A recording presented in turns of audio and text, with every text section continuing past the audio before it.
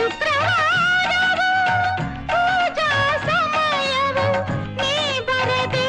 ಸುಖ ಶಾಂತಿ ಕಾಣೆವು ಮಹಾಲಕ್ಷ್ಮಿ ಮನೆಗೆ ಬಾ